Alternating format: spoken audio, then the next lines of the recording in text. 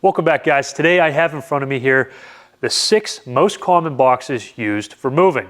In fact, these are the industry standard boxes that all professional movers use to pack up households throughout the United States. We're going to go into exactly which is which and what they're used for in just a second. But before I do, go ahead and hit that like button for me, especially if you guys learned something, if you got value out of this.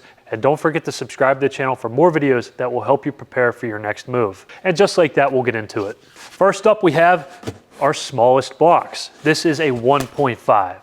And why do we call it a 1.5? Well, we call it a 1.5 because it has 1.5 cubic feet of space within it. And listed right here on the bottom is the name of this box, 1.5. We also have what is known as the box certificate. Now, the box certificate tells you its size limit, its weight limit, and it also has its crush specs. All of this is very important to the moving and storage industry because we don't want to overload our box. The main things that are packed inside of a 1.5 are books, files, papers, DVDs, CDs, VHSs if you still have them, and things of that nature. Because whenever we pack those all together, they start to gain a substantial amount of weight, and we want to make sure that those are all packed inside of a smaller box so that we could physically lift them without being hurt later on down the road.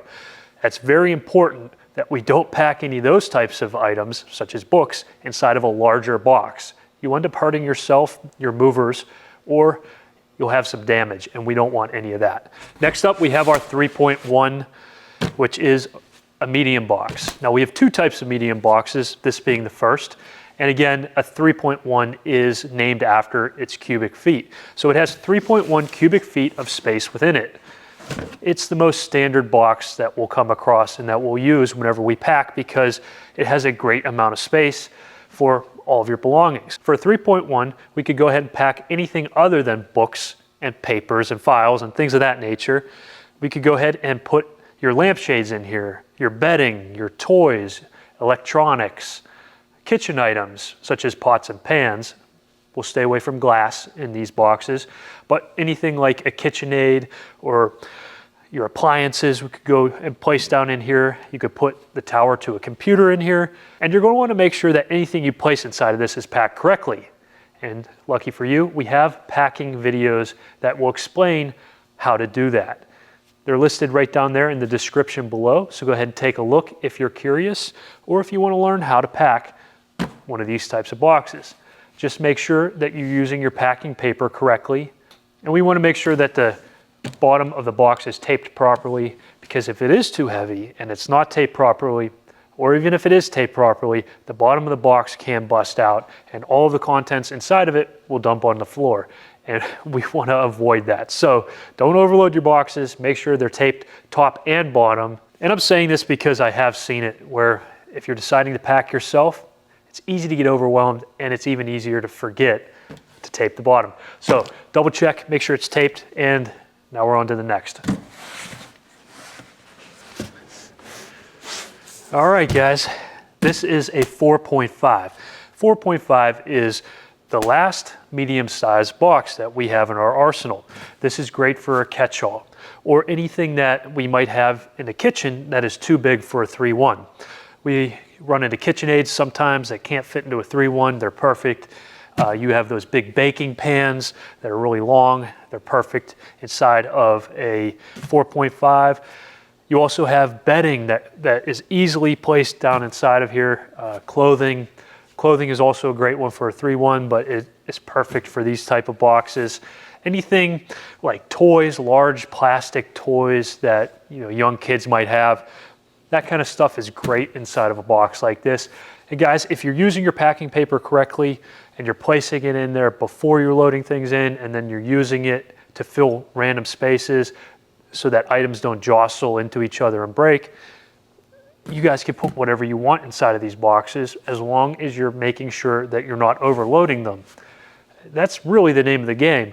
As long as you're using your packing paper correctly and you're not overloading these boxes, you'll be able to pack anything inside of them.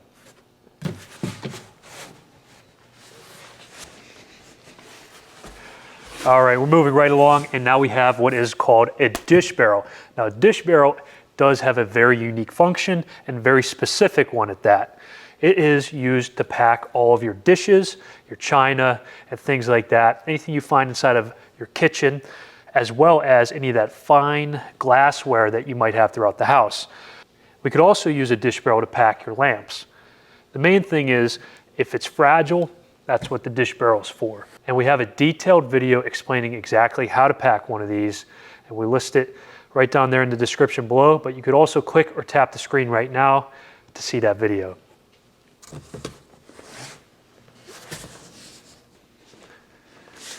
Number 5 is a mirror pack. And if you're wondering to yourself, what is a mirror pack? Well, it's for packing mirrors. No, but seriously, it is used for packing mirrors as well as artwork, televisions, anything that you own that's fragile and flat.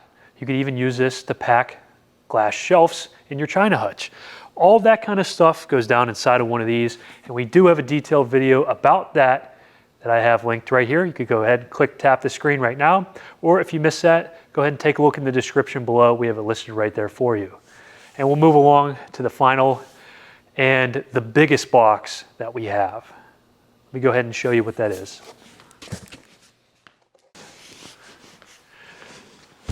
All right, finally we have number 6. Number 6 is your clothing wardrobe. And it is, as it says, this is a wardrobe for all of your clothing, specifically the clothing that you have that might need to get dry cleaned, that hangs up in your closet, that you don't want wrinkled and you don't want to get dirty. Well, all of that goes inside of here. That can consist of suits, dresses, furs, coats, and it has a 24-inch bar that runs across from side to side. And you hang your clothes just as you would inside of your closet. But again, you guys are not limited to what the intended use of this box is. We are able to think outside of the box. Pun intended. We can use this specifically in the garage to pack children's toys. We're able to put a bunch of basketballs in there, roller skates, and work our way up as long as we are making sure that it's not getting too heavy. And we'll probably be carrying this either on our back with a hump strap or using a dolly. If you are using this for your garage items and you have the luxury of a straight shot and you're able to use a 2-wheel dolly, you could go ahead and put a little bit more weight in there. I still recommend that you don't overload it, because the other side where you're moving to, you might not be able to use a dolly and you might have to end up carrying this with a hump strap or on your back. Guys, you can't carry this with 2 people. It's a 1-person job to carry a box like this, so don't overload them. And that brings me to another point. You can actually overload these with clothing, so make sure that you don't put too much weight on this bar. If you do, the bar can pull and rip the box. So something to keep in mind when you're working. And there you have it, guys. These are the industry standard boxes. You could pick these up at any of your local movers, or if you need them right now and you want them mailed to you, go ahead and take a look in the description below. We have Amazon links to them listed right down there. They'll be shipped right to your front door, so you don't have to go anywhere. You might be thinking to yourself, why does the moving industry need standardized boxes? Well, it's actually really simple, and it all comes down to the loading process and how things fit in the back of the truck. When you have your furniture in there with these boxes, everything will be able to be squared off nicely. If you have random sized boxes, it becomes much more difficult for your movers and your packers to load the truck. It all boils down to efficiency, and this standardized method was adopted by the moving and storage industry many years ago, far before my time in the industry. Now, I understand there's a lot of you guys out there who are working on a budget, and there's nothing wrong with that whatsoever. And I do understand the temptation of running down to your local grocery store and grabbing up a bunch of egg or banana boxes. But I'm telling you right now, those are more headache than they're worth, and there are other ways that you could get boxes on a budget. You could call your local moving company. You could buy boxes direct from them. You could see if they have used boxes or if they have rental boxes. A lot of times, moving companies, when they pack a customer, the customer will call them at a later date and ask them to come back and pick up all of their old boxes. This is very standard practice. And then those boxes, well, they are now used material, so they're sold to customers as used material at a heavily discounted rate. So there's another option for you guys. You could also rent wardrobes. A lot of times people rent these because they only need them the day of. And the last thing you could do to get some moving boxes at a heavily discounted rate, if not free, would be to go on your social platforms. If you have Facebook, check Marketplace. go ahead and check your local groups, your area groups where people might be posting in your town. You could go ahead and take a look at OfferUp or Craigslist. All these places are great for finding used boxes. If they're not free, they'll be very, very cheap. And there you have it, guys. By using these 6 boxes, you'll be able to pack everything that you own inside of your home or your apartment without any problems. If you guys got value out of this video, if you learned something, please hit that like button for me. And don't forget to subscribe to the channel for more videos just like this.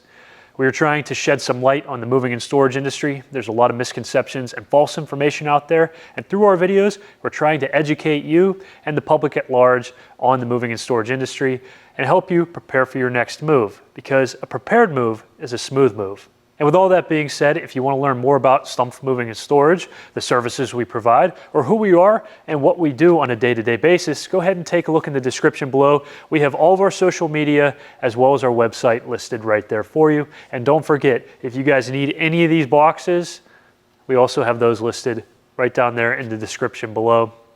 And I want to thank you for watching the video, and we'll catch you in the next one.